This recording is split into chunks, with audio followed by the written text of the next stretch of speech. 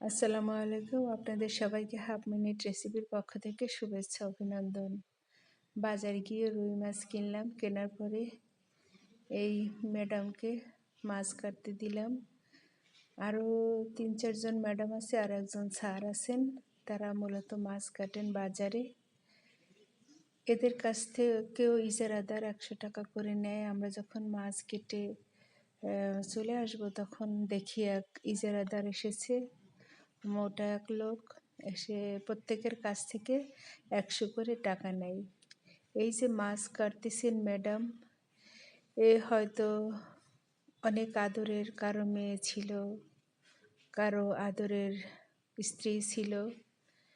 এখন অভাব অনটনে সে মাছ কাটতেছে। দেখে বেশ ভালোই লাগলো, এই বয়সে এখনও মাছ কাটতেছে। অবশ্য সে তো আর ভিক্ষা করে না, সে কর্ম করে খায়। এটা ভীষণ ভালো লাগলো। বেশ কয়েকজন ম্যাডাম এখানে মাছ কাটে। তো তাকিয়েছিল, এর কাছেই গেলাম। যাওয়ার পরে যখন মাছটা দিলাম, সে কি সুন্দর একটা হাসি দিল। নিজের কাজ নিজে করে, তারপর আবার বাহিরে মাছ কাটে, কতই না কষ্ট করে। এই বয়সও কম হলো না, অনেক বয়স।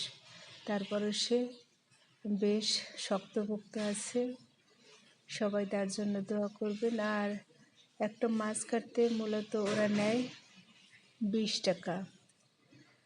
তো এরকমের ৫টা মাছ কাটার পরে সেই টাকাটা দিতে হয় ওখানে যারা চাঁদা নেয় তাদের। পরে যে মাছ কাটবে, সেই মাছ যদি বেশি হয় তাহলে তো লাভ হবে, আর যদি বেশিটা মাছ কাটতে না পারে তাহলে তো লাভ হবে না। তো এটা দেখে খুবই খারাপ লাগলো, আবার ভালোও লাগলো যে মহিলারা এখন ঘরে বসে থাকে না, তারাও একটা কর্ম খুঁজে নিতে পারে। আর তাকে দেখে ভীষণ মায়া লাগলো। কিন্তু সে অনেক অনেক মিষ্টভাষী এবং এত কাজ করার পরেও তার মুখে হাসি লেগে থাকে। বেশ ভালোই লাগলো। আল্লাহ তাকে উত্তম প্রতিদান দেবে। সবাই তার জন্য দোয়া করবেন। এবং সে জিজ্ঞেস করে করে কাটছিল কিভাবে কাটবে। বেশ ভালো মনের একজন মানুষ, উদার মনের মানুষও বলা যায়। ওখানে মূলত বেশিরভাগ মহিলারাই মাছ কাটে। আমি তাদের সম্মানের সাথে ম্যাডাম ডাকি, আর যারা ছেলেরা মাছ কাটে তাদের স্যার ডাকি।